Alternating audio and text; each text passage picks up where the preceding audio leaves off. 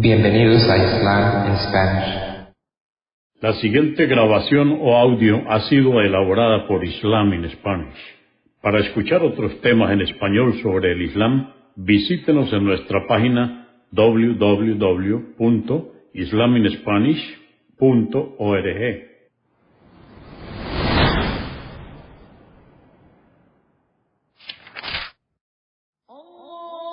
Bismillah ar-Rahman ar-Rahim. En el nombre de Alá, el Clemente, el Misericordioso. Todas las alabanzas pertenecen a Alá, subhanahu wa ta'ala. Lo alabamos, buscamos su ayuda y su perdón y le pedimos su guía. Nos refugiamos en Alá del mal en nuestras almas y de la maldad de nuestros hechos. A quien Alá guíe, nadie podrá desviarlo. Y a quien Alá, subhanahu wa ta'ala, desvíe, nadie podrá guiarlo. Atestiguo que nadie merece ser adorado excepto Alá, quien no tiene asociados, y atestiguo que Muhammad, la paz de Dios sea con él, es su siervo y mensajero. El origen del Corán. Un estudio crítico de las teorías sobre la autoría del Corán, escrito por Hamza Mustafa Nayusi, traducido por el licenciado Anas Amer Quevedo, revisado por los licenciados Muhammad Isa García e Isa Amer Quevedo. En el nombre de Alá, el Clemente, el Misericordioso. Alabado sea Alá, Señor del universo. No hay más Dios que Él, el más misericordioso. Creó al hombre de arcilla y le dotó de la inteligencia para que pueda transitar por el sendero recto y distinguir entre el bien y el mal. Que la paz y bendiciones de Alá sean con Muhammad, su siervo y mensajero. Cumplió su misión e hizo llegar el mensaje, y sean con toda su familia, compañeros y seguidores hasta el día del juicio final. Amén. Desde que el profeta Muhammad se presentó ante sus compatriotas, recitando el Corán con el mensaje de la unicidad de Dios, Alá, hace 14 siglos, se han levantado miles de personas en contra de este mensaje. Unos usando la fuerza, y otros tratando de apoyar su rechazo con argumentos científicos. Es de estos últimos que trata este magnífico libro, conciso, revelador y abrumador en sus conclusiones.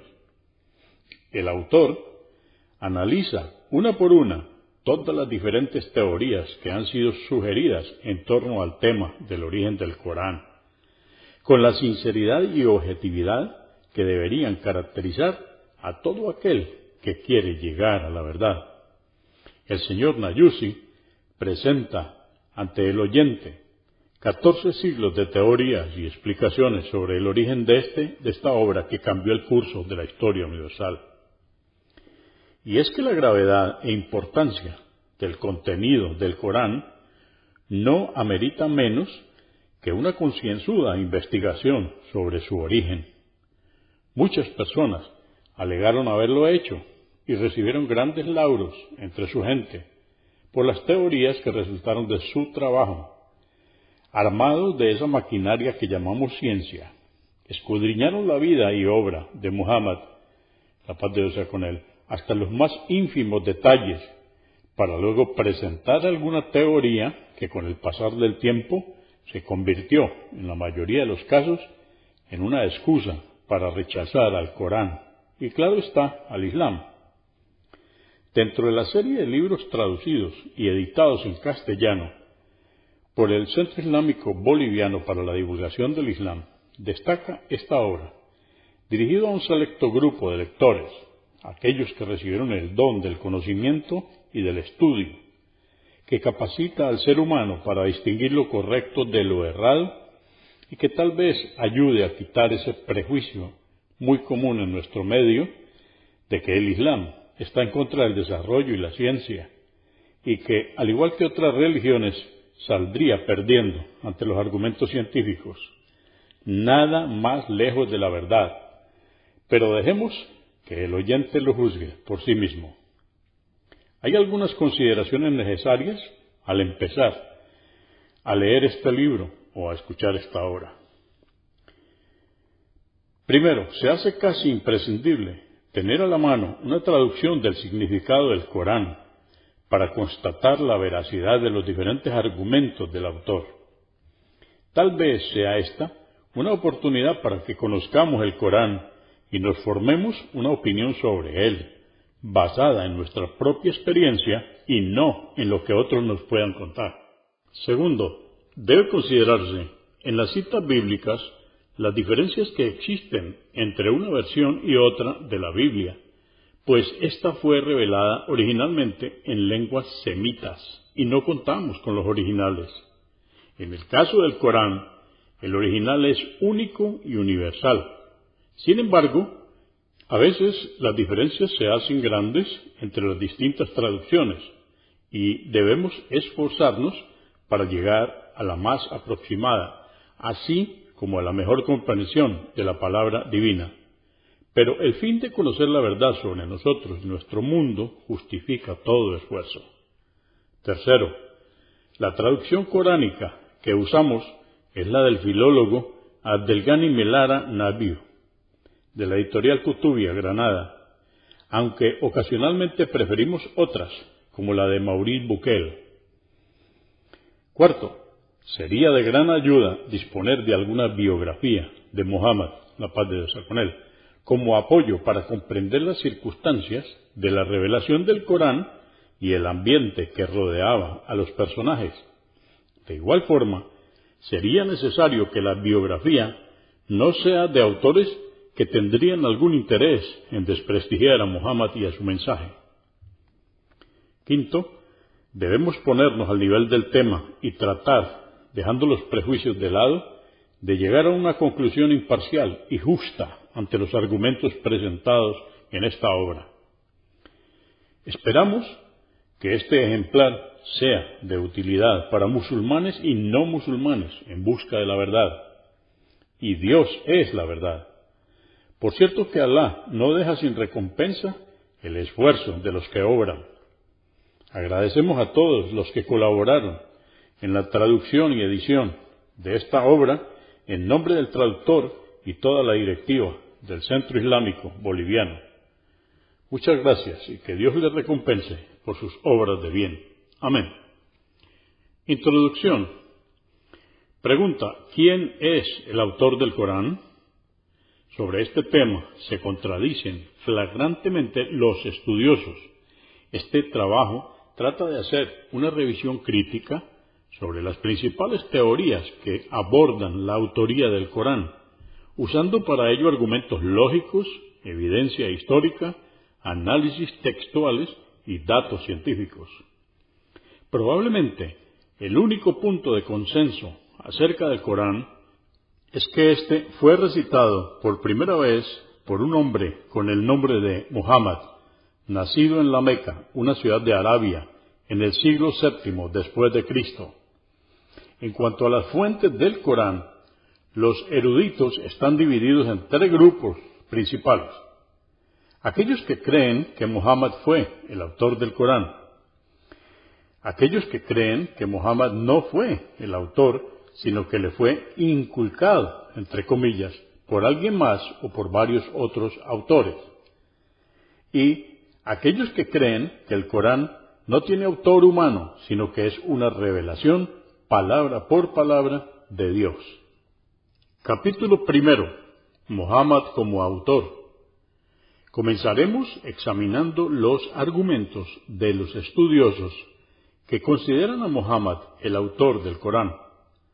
Para apreciar su posición, es importante tener en cuenta lo que este libro tiene que decir acerca de su origen. El Corán declara contundentemente, entre comillas, este es el Corán sagrado, y ciertamente es una revelación procedente del Señor del universo. Una afirmación similar aparece en muchos otros lugares.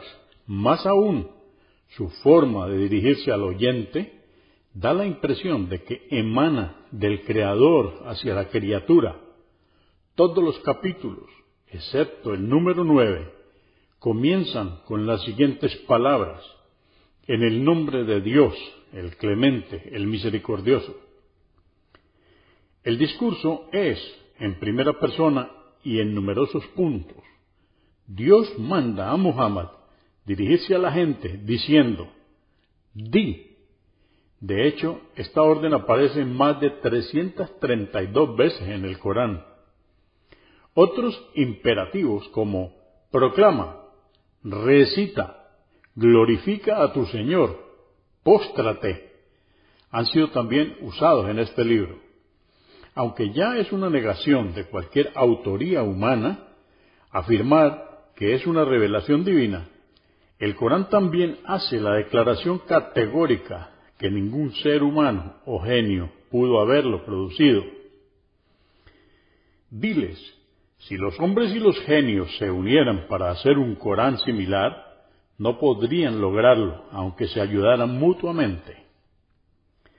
Además de esta afirmación de la revelación divina, más la enfática negación de un origen humano, el Corán mismo proporciona el método que serviría para probar su falsedad y refutarla. Abre comillas, si dudáis de lo que le hemos revelado a nuestro siervo Muhammad, traed una sura similar y recurrid para ello a quienes tomáis por socorredores en lugar de Alá, si es que decís la verdad. Si no lo hacéis, y por cierto que no podréis hacerlo, guardaos del fuego que ha sido preparado para los infieles y cuyo combustible serán hombres y piedras. Cierra comillas.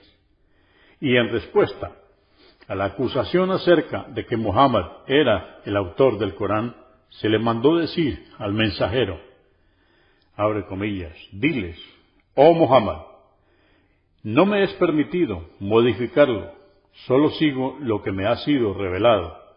Por cierto, que temo que si desobedezco a mi Señor, me azote el castigo de un día terrible. Cierra comillas.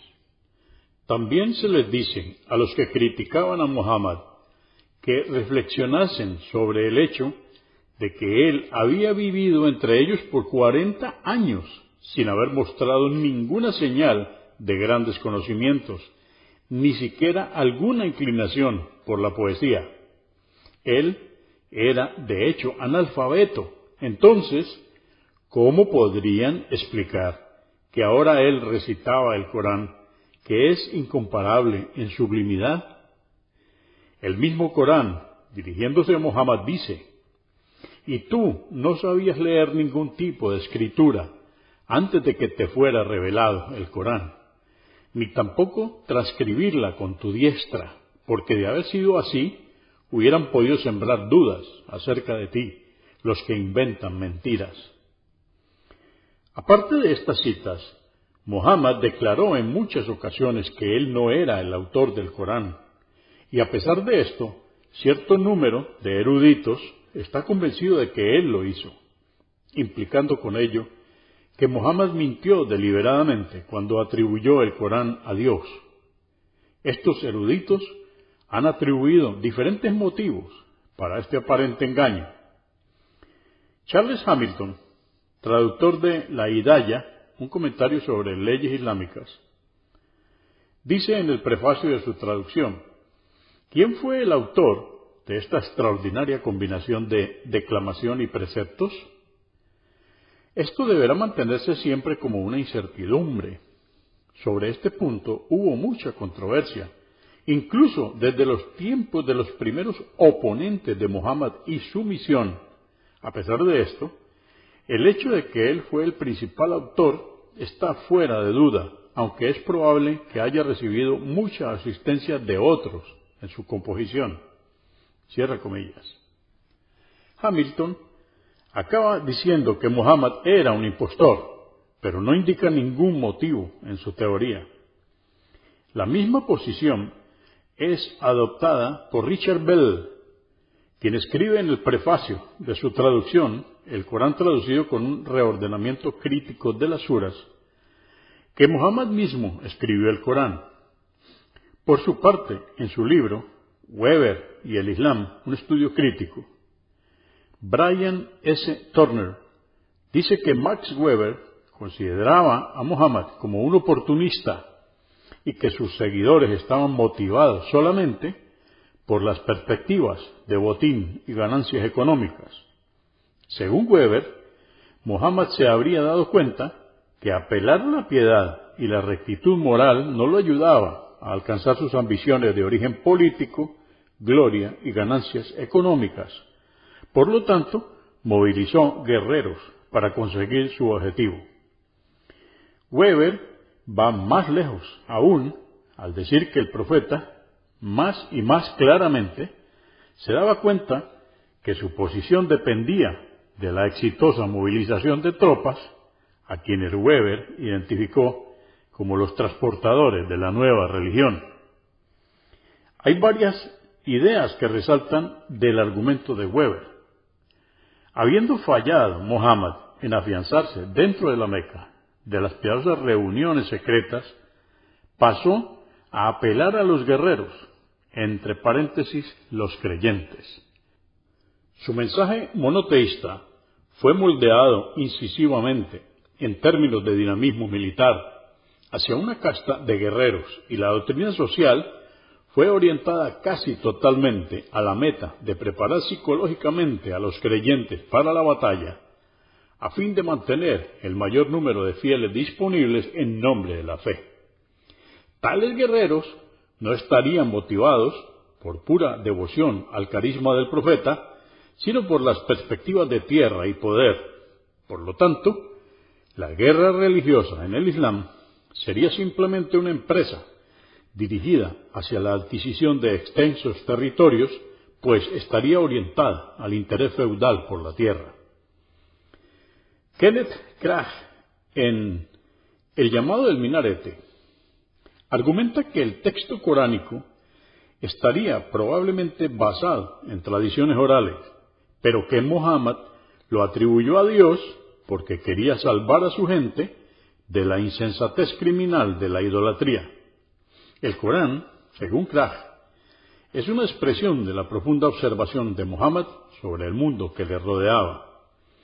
Abre comillas, tal fue el origen y el significado de la llamada de Muhammad, desarrollada en un ambiente tosco, donde las conclusiones de una concienzuda observación de la escena contemporánea se articularon en una llamada personal a la prédica y la amonestación en la ciudad.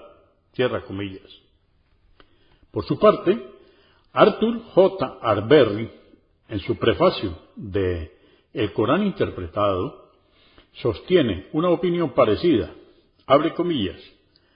La evidencia más bien nos muestra que en todo lo que hizo y escribió Muhammad, actuó por un deseo sincero de liberar a sus compatriotas de la estupidez de sus degradantes idolatrías, que estaba él urgido por un intenso deseo de proclamar la gran verdad de la unicidad de la deidad, la cual había tomado total posesión de su propia alma, que el fin a ser alcanzado justificaba en su mente los medios que adoptó en la creación de sus suras, que él se sugestionó a sí mismo hasta alcanzar la creencia de que había recibido una llamada divina, que por fuerza de las circunstancias, por su éxito gradualmente alcanzado, llegó a creerse el acreditado mensajero del cielo.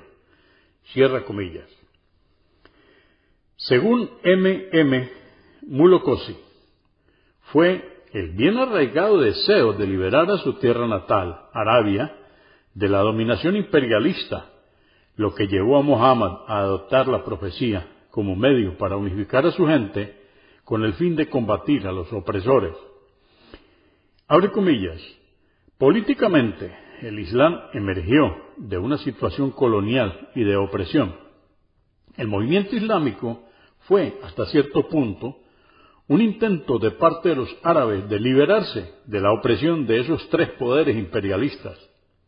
El rol del Islam sería, según lo dicho, el de fomentar un espíritu de nacionalismo entre los árabes y conducirlos a luchar contra sus opresores. El medio empleado para conseguir aquella unicidad fue el de la profecía, un tema muy adecuado para las extensamente vigentes experiencias de siglos de antigüedad entre la gente del Medio Oriente. Cierra comillas. La Nueva Enciclopedia Católica también sugiere que la llamada profética de Mohammed fue tan solo un medio para la unificación. Abre comillas, alrededor de los 40 años recibió su llamada profética para unir a los árabes bajo el monoteísmo, cierra comillas.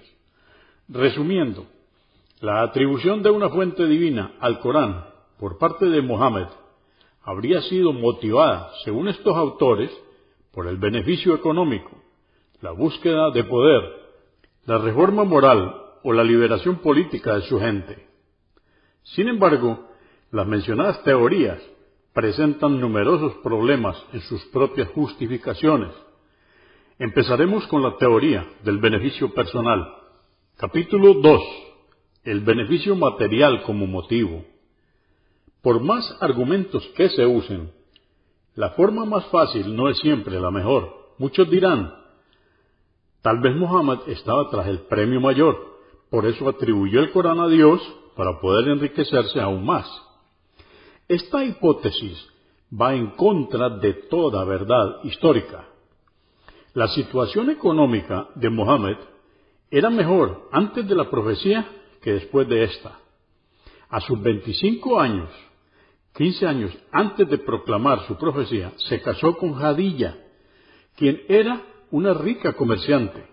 En cambio, después de la profecía, su nivel de vida y su posición financiera no eran nada envidiables. En una compilación de hadices, entre paréntesis dichos y hechos de Mohammed, cierra paréntesis, realizada por An-Nawawi, una de las esposas de Mohammed, Aisha, relata que a veces pasaban 1 o 2 meses sin que se encendiera el fuego de su casa, porque no tenían nada que cocinar. Sobrevivieron solo con dátiles y agua. Algunas veces esta dieta era complementada con leche de cabra que proveía la gente de Medina. Martin Links dice en su libro, Mohammed, su vida basada en las fuentes más antiguas, abre comillas, el profeta y su familia vivieron una vida en la más extrema sobriedad. Aisha dijo que antes de la conquista de Haibar, ella no conocía lo que era comer hasta llenarse de dátiles. Tal era la pobreza de sus siempre en aumento dependientes, que las esposas del profeta solo le pedían lo necesario y a veces ni eso, cierra comillas. Esto no fue solo un sacrificio temporal, sino que era su forma de vida y ocurrió en una época en que Mohammed podía vivir como rey si así lo deseara. De hecho, hubo un tipo de protesta de parte de sus esposas, porque debían seguir viviendo en pobres condiciones cuando lo podían hacer lujosamente. Mohammed se vio perturbado por este descontento.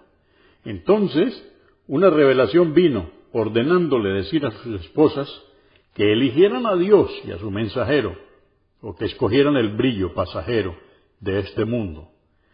Dice el Corán, oh profeta, dile a tus mujeres, si preferís la vida mundanal y sus placeres transitorios, venid que os dejaré en libertad, divorciándoos de buena forma.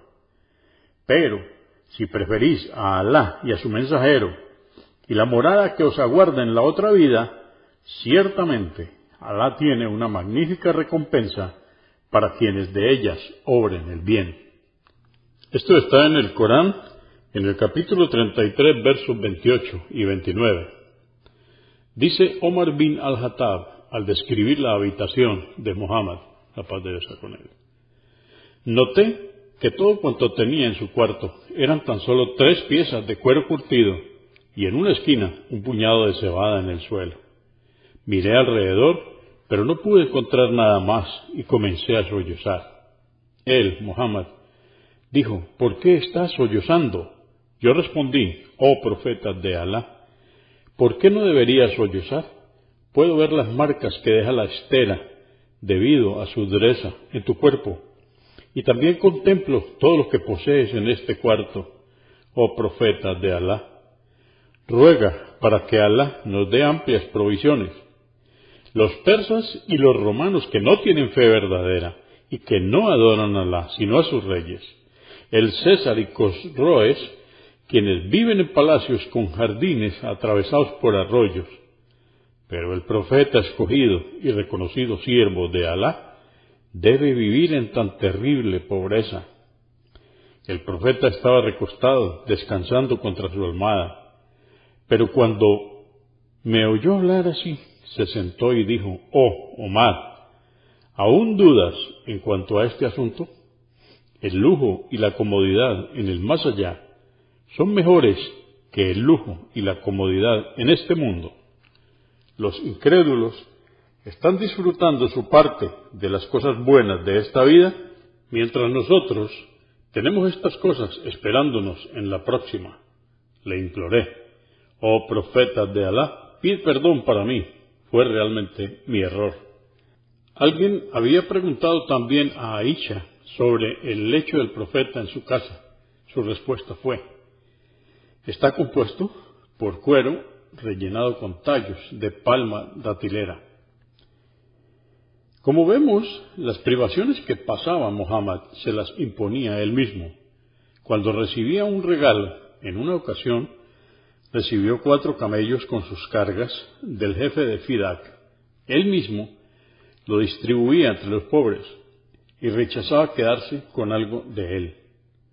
Al morir, Muhammad no tenía un centavo. Tuvo 7 dinares en su posesión, pero días antes de fallecer los hizo distribuir entre los pobres, temiendo que fuera a olvidarlos. También se transmitió que en el momento de su muerte, y a pesar de todas sus victorias y logros, Muhammad, la paz de Dios sea con él, estaba endeudado, y su escudo estaba en manos de un ciudadano judío de Medina como garantía por su deuda. Hay muchas otras citas que muestran que Muhammad, la paz de Dios sea con él, vivió una vida extremadamente sobria desde el inicio de su apostolado hasta su muerte. Por lo tanto, la teoría de que Muhammad perseguía algún beneficio material está en contra de la evidencia histórica. Como observa la Nueva Enciclopedia Católica al decir: «Se ha dicho que la mera ganancia económica fue la inspiración para la revolución religiosa de Muhammad. Tal opinión no guarda relación alguna con los hechos tal como se los conoce». Capítulo 3. El deseo de poder y gloria. La teoría de que Muhammad estaría motivado por el deseo de poder y gloria es también difícil de sostener. Para empezar, Muhammad ha sido reconocido como uno de los líderes más exitosos de la historia humana. Un hombre con sus cualidades podría reclamar el liderazgo y asumir el poder sin necesidad de pretender ser profeta. De hecho, habría sido más fácil sin la profecía. Segundo, el Corán declara muy explícitamente que nadie, incluyendo a Muhammad mismo, puede producir algo similar al Corán. Si él hubiera estado tras el poder y la gloria, habría reclamado para sí la autoría del Corán, cuya belleza y sublimidad empequeñecieron a los demás libros. Más aún, su carácter sugiere que no era un cazador de poder ni un buscador de gloria. El deseo de gloria normalmente encuentra su expresión en las residencias magnificentes, las ropas extravagantes, los vehículos lujosos, la adicción a los elogios exagerados, la servil salamería y otras cosas similares. Muhammad, a su vez, era un ejemplo de humildad. A pesar de su dignidad social como profeta y sus pesadas responsabilidades como hombre de Estado, Muhammad solía ayudar con las tareas domésticas. Él mismo remendaba sus vestimentas, reparaba sus zapatos y ordeñaba su cabra. Hablaba y escuchaba pacientemente a cualquiera que se le acercase, tanto que el Corán nos cuenta que sus detractores se quejaban diciendo: «Y dicen, es todo oídos». Esta cita está en el Corán, en el capítulo 9, verso 61. En cierta época, los musulmanes solían ponerse de pie cuando querían saludarlo como señal de respeto, pero él se los prohibió diciendo: no os pongáis de pie, tal como lo hacen los persas, honrándose unos a otros. Otros ejemplos de su humildad incluyen los citados por Gamal Badawi, quien escribe: en una ocasión se encontraba viajando con algunos de sus discípulos y estos se prepararon para cocinar, dividiéndose el trabajo entre ellos. Muhammad quiso encargarse de recoger algo de leña. Sus discípulos le dijeron que ellos lo podían hacer por él. Muhammad le respondió: yo sé que podríais hacerlo por mí, pero odio tener algún privilegio sobre vosotros. En una ocasión, un extraño se presentó ante él casi temblando de respeto. Muhammad le pidió que se acercase más y con una compasiva palmada en el hombro le dijo: tranquilízate, hermano, yo soy tan solo el hijo de una mujer que solía comer pan seco. También fue transmitido que en una ocasión algunas personas se presentaron ante el profeta y se dirigieron a él con las siguientes palabras: oh mensajero de Alá, el mejor de nosotros e hijo del mejor de nosotros, nuestro líder e hijo de nuestro líder. Su respuesta fue: oh gentes, decid lo que dijisteis, es decir, mensajeros de Alá, antes, o parte de ello, y no dejéis que Satán os engañe. Yo soy Muhammad, un siervo de Alá y su mensajero. No me gusta que me elevéis por encima de la posición que Alá, el más poderoso y glorioso, me ha otorgado. La muerte del hijo más querido de Muhammad, Ibrahim, coincidió con un eclipse y la gente lo consideró como un milagro de Dios, que los cielos y la tierra estaban lamentándose por la muerte de Ibrahim. Muhammad se disgustó mucho con ellos y dijo: el sol y la luna son maravillas de entre las maravillas de Dios. No se eclipsan por la muerte o el nacimiento de ningún ser humano. La inmensa magnitud de su humildad se puede apreciar en la forma en la cual ejercía su autoridad. Sus seguidores estaban siempre preparados para obedecerle. Sin embargo, siempre insistía que la obediencia debía ser dirigida a Dios y no a él personalmente. Hizo una clara distinción entre las revelaciones que recibía de Dios y otras áreas a merced del juicio humano. Muhammad consultaba sobre los asuntos que caían en la última categoría y respetaba la opinión de los demás. En la batalla de Badr, por ejemplo, el consejo de Habib bin Mundir fue aceptado por el profeta aún contra su propia decisión. De la misma manera, en la batalla de Uhud, el plan inicial de Muhammad era el de no salir de la ciudad y resistir el sitio dentro de sus propias defensas.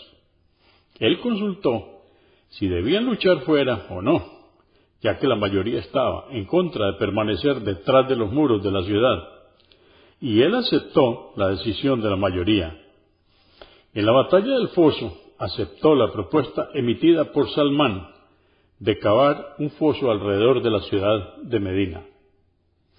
Esto está en Ibid, página 217. Él estaba, de hecho, cumpliendo con el mandamiento coránico de que los musulmanes deben consultarse mutuamente al realizar sus asuntos. Ver el Corán en el capítulo 42, verso 38. Muhammad prohibió hacer de su tumba un lugar de adoración, diciendo: no hagáis de mi tumba un lugar de celebraciones. Y oró a su Señor: oh Señor mío, no dejes que mi tumba se convierta en un ídolo a ser adorado. Y advirtió categóricamente a los musulmanes que no le glorificaran exageradamente. No me glorifiquéis de la misma manera que los cristianos glorifican a Jesús, hijo de María. Más bien decid: él, Muhammad, es un siervo de Alá y su mensajero. Hasta el Corán advierte a las personas que no exageren al honrarse unos a otros. Aún más, hay muchas otras razones que complican la teoría de que Muhammad escribió el Corán para satisfacer sus ambiciones de poder y sus aspiraciones megalómanas. Entre ellas tenemos, primero, Muhammad hubiera naturalmente omitido del Corán aquellos versos que pudiesen perjudicar sus ambiciones, pero no lo hizo así. ¿Por qué debe ser él el autor de un libro que le ordenaba declarar a la gente que él no tenía ningún poder, que no tenía conocimiento de lo oculto, y que si él hubiese tenido tal poder, hubiera multiplicado sus bienes y ningún perjuicio le hubiera tocado? ¿Por qué debe ser él el autor de un libro que le ordenaba decir que no había venido con una doctrina nueva y que él ni siquiera esperaba que tal libro le fuera revelado, y que debía, por tanto, anunciar a la gente que él es tan solo esperaba que tal libro le fuera revelado, y que debía, por tanto, anunciarle a la gente que él es tan solo un ser humano como cualquier otro? Si el deseo de poder hubiera motivado a Muhammad a componer intencionalmente el Corán, entonces se hace muy difícil explicar la existencia de los anteriores versos en este libro. Segundo, la reacción de Muhammad después de recibir la primera revelación indica que él no tenía ninguna aspiración secreta de poder. Después de sus experiencias en la cueva de Hirá, él se apresuró en llegar donde estaba su esposa, lleno de miedo y temblando como si tuviese fiebre, y pidió que lo cubriera con una manta. Después de que el miedo había pasado, él le relató todo lo acontecido y dijo: Hadilla, ¿qué es lo que me sucede? Si la revelación hubiera sido parte de su plan secreto para conseguir el poder, Muhammad no habría tenido nada que temer. Y, aunque no hubiera planeado la revelación, sino que simplemente albergaba un intenso deseo de ser profeta, sus primeras experiencias con la revelación hubieran llenado su corazón con felicidad, pues finalmente estaría consiguiendo lo que siempre deseó. La evidencia disponible nos muestra que la revelación no fue planeada ni esperada, lo tomó por sorpresa. Sobre esto dice el Corán: tú no esperabas recibir ninguna revelación, pero por misericordia tu Señor te reveló el Corán. Esto está en el Corán capítulo 28, verso 86. Tercero, en numerosas ocasiones recibió la revelación en presencia de sus compañeros, y estos notaban claros cambios en su semblante. Aún en un día muy frío solía sudar mucho, y sus extremidades solían ponerse muy tensas. Si Muhammad hubiese sido un buscador de poder que simplemente utilizó el Corán para proyectar su ego, habría tratado de aparentar tranquilidad y un completo dominio de sus facultades. El mostrar nerviosismo en público es normalmente considerado como una debilidad. Aún en los momentos más críticos de su carrera, los líderes políticos se toman grandes molestias para aparentar calma, o al menos proyectar esa imagen. Cuarto, durante el más difícil período de la vida profética de Muhammad, el de la tortura, la persecución y el sufrimiento, se le hizo una tentadora oferta por parte de los jefes de la Meca. Muhammad debería poner fin a lo que ellos consideraban división de la gente y renunciar a su pretensión de que había un solo Dios universal. Fue Utbah bin Rabi a quien presentó la propuesta a Muhammad en los siguientes términos: hijo de mi hermano, tú eres, como sabes, un noble de la tribu y tu linaje te ha asegurado un lugar de honor. Ahora bien, has traído sobre tu gente un asunto de gran consternación, el cual ha enfrentado a la comunidad unos contra otros, y has declarado que su estilo de vida es estúpido. Has hablado vergonzosamente de sus dioses y de su adoración, y has llamado a sus antepasados incrédulos. Escucha pues lo que te propongo y ve si te parece aceptable. Si es riqueza lo que buscas, juntaremos entre nosotros una fortuna para ti de entre nuestros muchos bienes, para que seas el más rico de nosotros. Si es honor lo que buscas, te haremos nuestro soberano y no tomaremos ninguna decisión sin tu consentimiento. Y si lo que quieres es ser rey, te haremos nuestro rey. Y si no puedes deshacerte por ti mismo del espíritu que se te apareció, buscaremos a alguien que te cure y gastaremos nuestra fortuna hasta que se complete tu cura.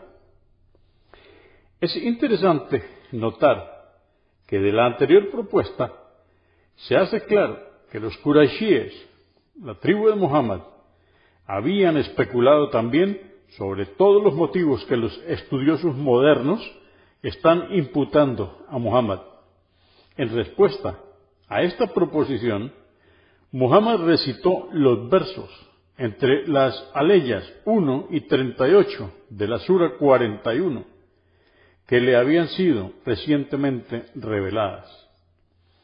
He aquí los primeros 4 versos y los últimos 2 de la recitación. Ha, Mim, esta es la revelación del Clemente Misericordioso. Es un libro cuyos preceptos fueron detallados precisamente. Fue revelado el Corán en idioma árabe para que lo entiendan, que albricia a los creyentes que serán recompensados y advierte del castigo a los pecadores. Pero la mayoría de los hombres se apartó de la guía y no quieren oír. Entre sus signos están la noche y el día, el sol y la luna. Si realmente es a Él a quien adoráis, entonces no adoréis al sol ni a la luna, prosternándote ante ellos, sino adorad y prosternaos ante Alá solamente, pues es quien os ha creado. Pero si se ensoberbecen, rechazan adorar a Alá, sabed que los ángeles que están próximos a su Señor le glorifican por la noche y el día, y no se cansan de ello. Esto está en el Corán, en el capítulo 41, versos 1 al 4, y en el capítulo 37, 38. Utbah quedó convencido de que Muhammad era un profeta de Dios. Sus amigos paganos le ridiculizaron por haber sido embrujado con la recitación de Muhammad. El punto aquí es que si Muhammad compuso el Corán para conseguir riquezas y poder, no pudo haber recibido una mejor oferta. ¿Por qué la rechazó? Capítulo 4. Unidad y liberación de los árabes. La teoría de que Muhammad habría escrito el Corán para unir y liberar a los árabes es muy difícil de sostener, por las siguientes razones. Primero, de ser este el caso, el Corán debería haber enfatizado más sobre el tema de la unidad y liberación de los árabes. Es más, no hay tan solo un verso en el Corán llamando a la unidad o la liberación de la nación árabe. Si asumimos que Muhammad era el autor del Corán, entonces debemos reconocer que su motivo no era el de unir a los árabes, o por lo menos que este motivo no se refleja en el Corán.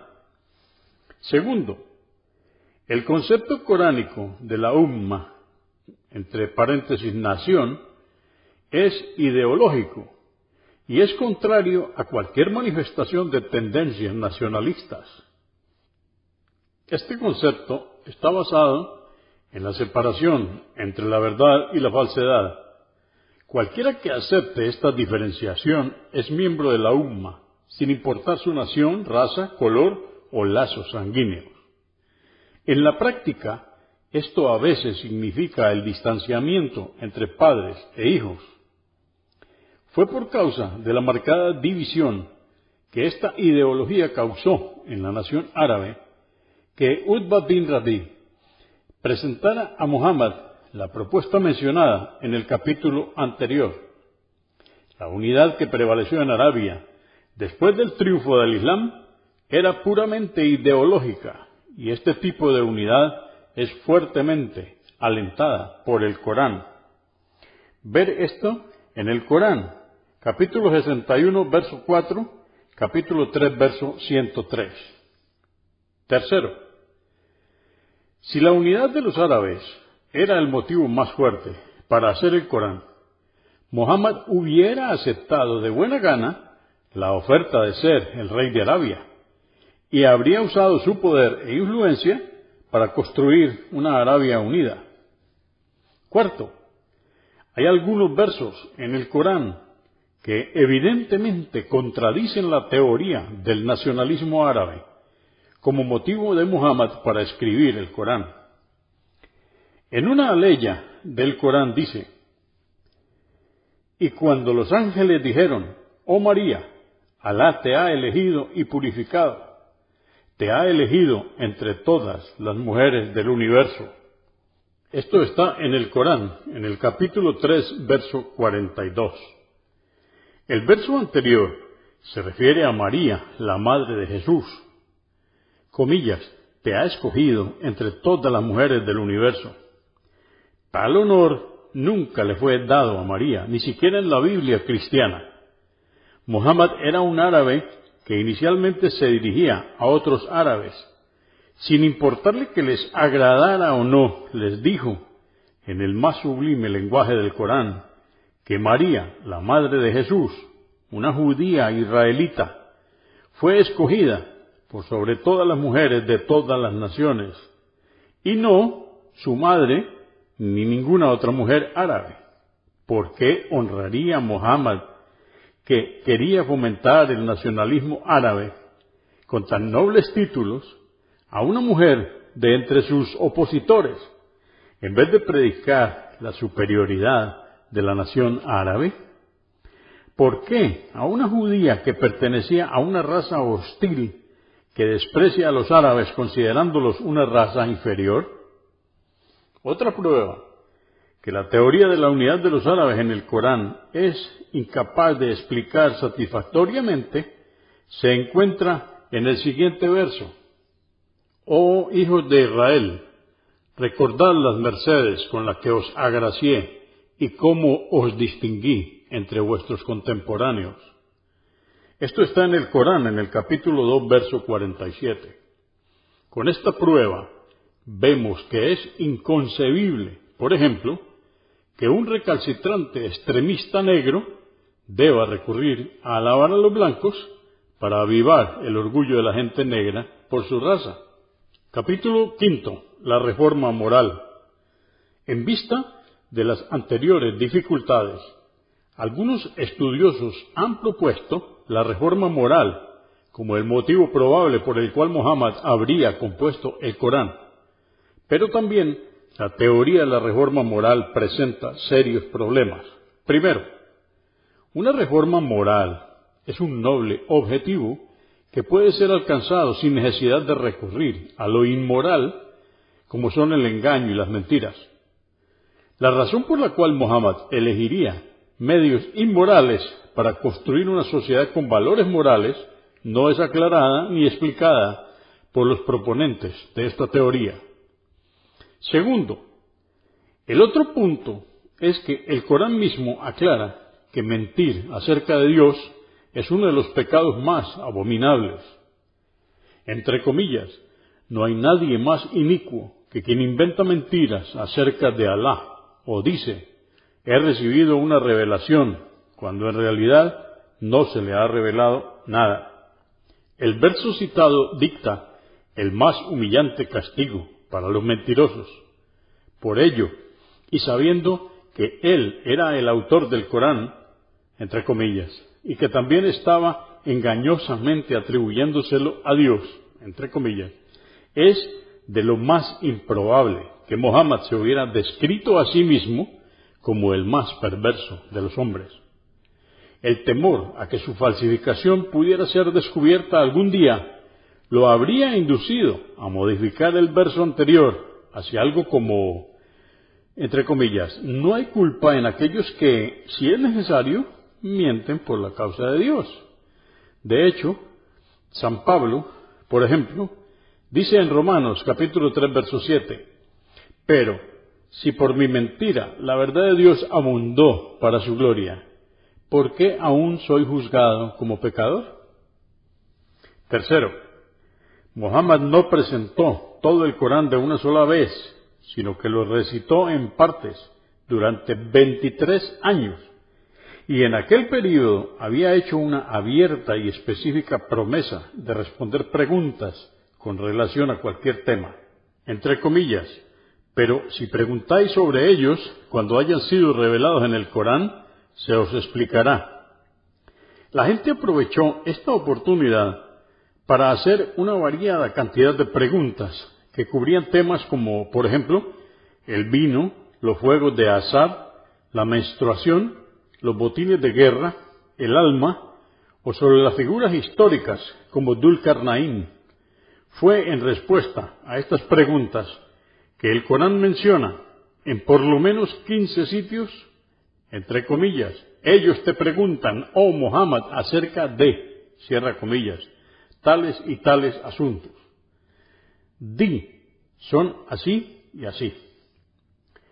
La dificultad que se da aquí estriba en que no había manera en que Muhammad supiera de antemano que las preguntas que había invitado a formular coincidirían perfectamente con sus motivos reformistas que lo llevaron a escribir el Corán, cierra comillas.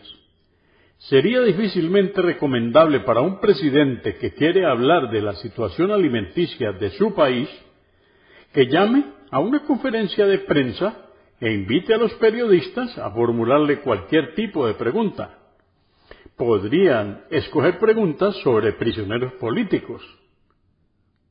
Cuarto, otra dificultad que se presenta contra la teoría de la reforma moral es el hecho de que Muhammad mismo es corregido por el Corán en varios puntos.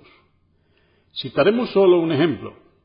Hamza, el tío del profeta, fue muerto en la batalla de Uhud por instigación de Hind, esposa de Abu Sufyan.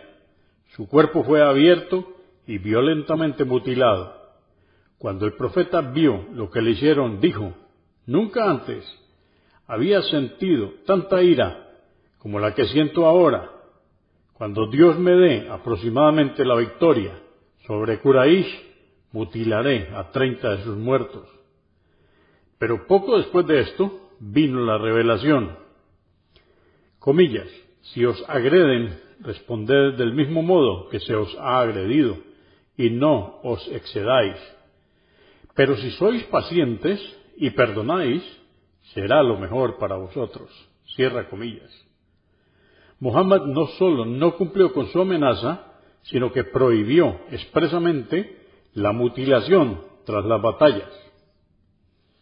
Quinto, hasta la simple suposición de que la reforma moral es el tema central del Corán es en sí incorrecta. Los principios morales son solo una parte del mensaje. Hay numerosos versos en el Corán que invitan al hombre a estudiar e investigar el universo. Comillas, diles, oh Muhammad, a quienes niegan la resurrección, transitad por la tierra y observad cómo Alá originó la creación. Esto está en el Corán, capítulo 29, verso 20. Otras referencias incluyen en el Corán el capítulo 12, verso 105, capítulo 2, verso 29, capítulo 38, verso 27 y capítulo 7, verso 185. La importancia que el Corán otorga al estudio del universo puede ser estimada por el siguiente hecho. Los versos de creencia y preceptos moral son 150, mientras que los versos sobre fenómenos naturales son 756. Finalmente, la simple sugerencia de que Muhammad había inventado conscientemente el Corán se torna inconsistente ante los registros disponibles acerca de su carácter. Aún antes de anunciar la profecía, Muhammad era conocido como el fiel, el confiable. No se le conocía que haya dicho una sola mentira. Y este hecho ha sido reconocido por sus propios enemigos. Por ejemplo, en los principios de su misión, él llamó a todo Quraysh al monte Safa. La gente se reunió allí y le preguntaron, ¿qué es lo que pasa? Él dijo, tan solo considerad esto. Si yo os dijera que hay un ejército acechando detrás de esta colina, ¿me creeríais? Dijeron, sí, tú eres el intachable y nunca te conocimos que hayas dicho ni alguna mentira. Su confiabilidad se demuestra también en el hecho de que en la noche de su emigración a Medina, mientras los conspiradores rodeaban su casa y antes de marcharse, Muhammad instruyó a Ali para que devolviera a los incrédulos los bienes que éstos le habían dado a guardar. Esto significa que, pese a que lo acusaban en público, sus enemigos le tenían tanta confianza dentro de sus corazones que le confiaban sus cosas de valor. En vista de las mencionadas evidencias, en especial su impecable sinceridad, algunos estudiosos rechazan la idea de que Muhammad había inventado el Corán conscientemente y en vez de eso postulan la teoría de que Muhammad produjo el Corán, entre comillas, inconscientemente. Capítulo 6. La fabricación inconsciente. Esta teoría está probablemente basada en los siguientes dos hadices. Hadices son los dichos y hechos de Muhammad, que describen el estado en que el profeta se ponía en el momento de recibir la revelación y cómo empezó la inspiración divina. Estos dos hadices fueron narrados por su esposa Aisha. Narra Aisha, madre de los creyentes, entre comillas, Al-Harith ibn Hisham preguntó al mensajero de Alá, oh mensajero de Alá, ¿cómo se te revela la inspiración divina? El mensajero de Alá respondió, algunas veces es como el tintineo de una campana. Esta forma de inspiración es la más dura de todas, que pasa después de que he asimilado la revelación. Algunas veces el ángel viene a mí con forma de hombre y me habla, y yo asimilo cualquier cosa que él me dice. Aisha añadió, ciertamente que vi al profeta mientras le descendía la revelación divina en un día muy frío. Noté el sudor bajando por su frente cuando la inspiración terminaba.